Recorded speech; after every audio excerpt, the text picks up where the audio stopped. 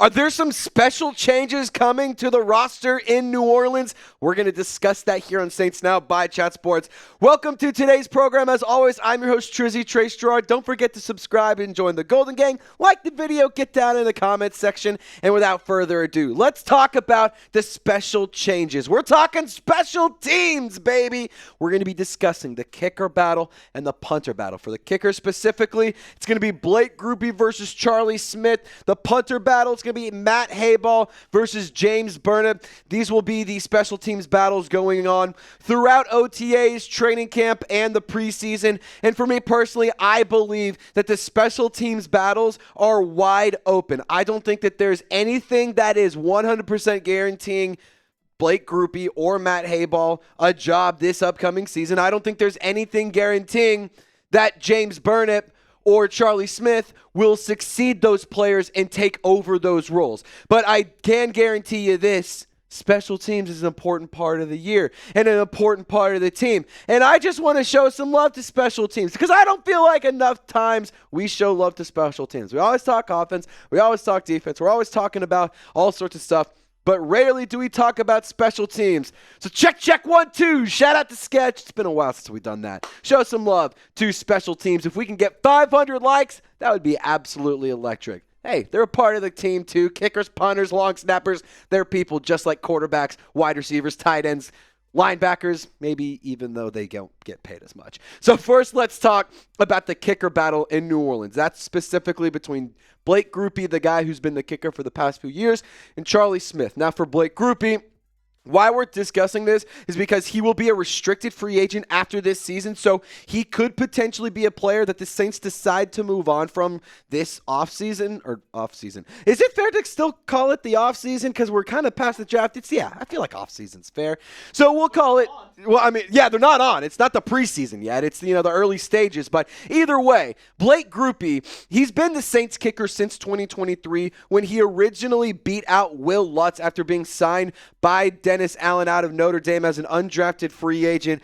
And his rookie year, it was okay, but in year 2, it definitely was more improved. His field goal percentage increased. The amount of field goals that he had from 50-plus yards was very impressive. He increased his long of 57 yards. On top of that, extra points, 31 and 33. Kind of annoyed by that. I feel like a kicker in the National Football League should be automatic in that department, but there's also factors that you can't control like weather and stuff. And, sometimes those extra points can be tricky because they moved it back. But I will say this for Blake Grupe, although he's been the kicker for the past couple of seasons, I said it a minute ago, I don't think he's a lock to win the job. I don't think he's a lock to be the guy in New Orleans. And this is not a hit piece on Blake Grupe whatsoever. I'm actually a fan of the guy. I had the opportunity to talk to him on Radio Row in New Orleans during Super Bowl week. Was trying to sit down for an interview. Didn't really work out. But all in all, I'm a fan of Blake Grupe. He's a good guy. He's been doing a lot for the community in New Orleans. He's been featured a lot with the Saints team and stuff, doing a lot of fun things. So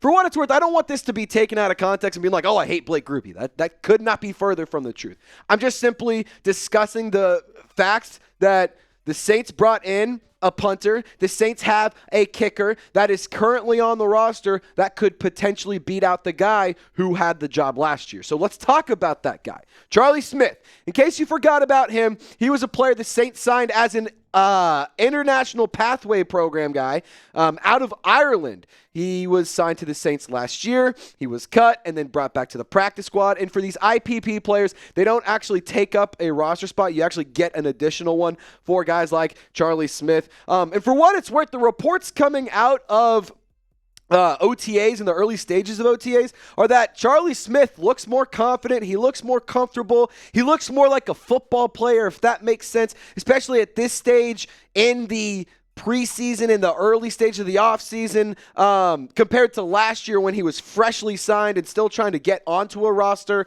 And I also saw Nick Underhill and some other reports out there saying, he even carries his helmet and his pads a little bit better. It's not as, unorganized. So for what it's worth, it seems like he's more comfortable in football, being going from, Gaelic football to this. Very, very different. It's a different ball, different kicking style, different sport. But one of the big things for Charlie Smyth is that he has been known to have a very, very strong leg, and we've only seen him show off that strong leg one time throughout the preseason, And then he got 5 kickoff attempts. So we've only seen the guy swing his legs 6 different times. And the one time we saw him kick a field goal, he nailed a 37-yarder to beat the Cardinals in preseason week 1 after Spencer Rattler drove him down the field. The call that we had here on the show was absolutely electric. It's on my socials. I'll probably have to post that again, show Charlie Smyth some love. But yeah, I mean, we've only gotten to see him a very limited amount of time. And for what it's worth, he does have a lot of upside, and he has a really, really good potential here. He was seen during practices, during warm-ups throughout games, during training camp, during tryouts even. He was seen hitting field goals of 60-plus yards consistently. And Connor Mangan, he was a kicker that spent some time in the Arena Football League, the Canadian League and whatnot. But he now just does a lot of like social media stuff, especially for international kickers. He does post a lot about them. He tweeted this back in August of 2024. I was just scrolling through trying to find more stuff about Charlie Smyth, and this was really, really crazy. Charlie Smyth went roughly 84% in training camp his first year, not this year, obviously, last year, and 100% in games. He only had 1, so yes, 1 of 1. I've personally seen him hit from 68 and 70 yards consecutively. If we can have a player that can nail field goals from 68 and 70 yards, do you realize how valuable that is? Do you understand how impactful that can be, especially if the accuracy is there? And now I will say, I think that there's an edge for Blake Grupe in this whole kicker battle because his edge comes with experience. Blake Grupe has been playing football for a long time. He played soccer early on into his sports career, whereas Charlie Smyth has not been playing American football nearly as long, so there is the adjustment period. He does have a strong leg, so I'm very curious to see how this whole thing will pan out, and I genuinely believe we could see a change at the kicker position. Now, I want you to pick one of these guys. Who do you think will win the battle? Will it be Blake Grupe or will it be the Irishman? Type BG or CS in the comment section. Now, coming up next, we're going to move on to the punter battle because although still special teams, still an important part of the season, an important part of the team, and an important part of success in the National Football League. But I have a deal I want to make with you guys. If we can get 100 new subscribers, y'all see this beautiful looking beard. Maddie loves the beard. She thinks it looks really good. My mom, my dad, they think it always looks very handsome with the beard. But I'll bring back the stash. It could be the summer of stash if we get 100 subscribers on this video. Hell, I might have to do it live, Joey. That might have to be the kind of the fun. If we get 100 subscribers, I will shave my beard live next time we go live on Saints Now, next Wednesday, 4 p.m. Central Time. So hit the sub button, lock it in. Let's get 100 new subs. And let's now talk to the punter battle. Matthew Hayball, in case you don't remember much about him, he beat out Lou Headley, who was the punter in 2023. He beat him out in the 2024 punter battle. He was a UDFA out of Vanderbilt. He finished the season not great.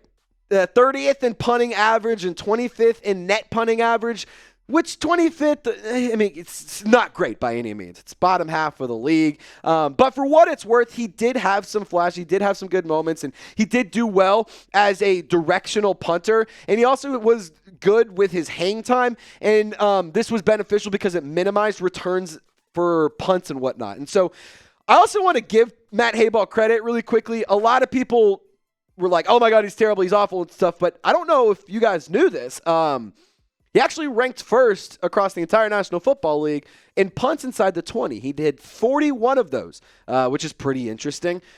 Maybe that's a testament to how good of a punter it is. Maybe it's a testament to how bad the offense was and they were getting kind of towards midfield and then it was just easy for him to dump it inside the 20. Either way, it is still an impressive stat. He led the National Football League in punts that landed inside the 20. And look, I think for the punter battle and the kicker battle, special teams in general, we just need to see more consistency, and we need to see that consistency be quality every single time. Too often do we see a random punt just be terrible, or a clutch kick not go through the uprights, or a player not execute and give up a big return. Or you see what happened when Darren Rizzi blew up on Matt Hayball in the Giants game because of the way that the whole play went down and stuff. Like, I just want to see quality consistency from the special teams unit, because you look at the teams that are competing for Super Bowls, that's a part of their game, is that the special teams side is usually pretty solid, usually pretty high in terms of the rankings across the league. I'm not saying it has to be the best in the league, but I want to see it at least be top half for sure. Now, James Burnip, in terms of the punter battle, he was the player that the Saints signed as an undrafted free agent out of Alabama. And he was actually regarded and argued to be one of the best, if not the best punter in the 2025 draft class. There was another one drafted over him. There was only one punter drafted. I don't even remember his name, but James Burnip. It was shocking that if there was one punter, it wasn't him. He was a very, very powerful leg, and this year he showed that he added some control to his punts. Originally from Australia, and the dude, low-key, you could line him up at tight end if you really wanted to. 6'6", 236 pounds. Joey, sounds like a red zone threat if I've ever heard one. So I just want to kind of hone in statistically on these two players. Now, side by side, I think context matters, and I want to just very explicitly say I think they're very, very similar in terms of where they are right now in their careers. Matt Hayball obviously has 1 year of NFL experience under his belt. James Burnip has years of SEC experience with Alabama. SEC experience with Matt Hayball, but kind of different trajectories of different teams for Vanderbilt versus Alabama. I know Alabama wasn't that good this year, but yada, yada, yada, I digress. So the net punting average is really the number I want you guys to hone in on. They both have the same for the longest punt in terms of how far that went. The net is really the important stat here. James Burnip had a 43.7 net average versus Matthew Hayball's 40.4. And for what that means, it means James Burnip is punting the ball further and opponents are gaining fewer yards on returns, thus resulting in the higher net average. So what this all boils down to is whether or not new special teams coordinator Phil Galiano wants to make a change. Darren Rizzi has been the special teams coordinator for the last handful of seasons, but this is going to be the first year where Phil Galiano is the head guy and he is leading the charge for the special teams squad. And so I do think it's kind of interesting. We could see some change there. Another season with another Aussie punter from an undrafted free agent. It's pretty interesting. We could have 3 years in a row where you have an undrafted free agent, punter, that's an Aussie, take over and be the starting punter this year. So, how often does that happen? Feels like not very often, but cool nonetheless. Also, maybe not that cool because it feels like if you're changing punters, you probably... yeah, it's probably a problem. So, I digress either way. If you want the Saints to have his top special teams unit this season, I need you to just type special down in the comments. Hey, we talked about some special changes. You guys are special viewers, and this is a special channel. So subscribe to Saints Now by Chat Sports. Y'all stay golden, and we'll see you next time.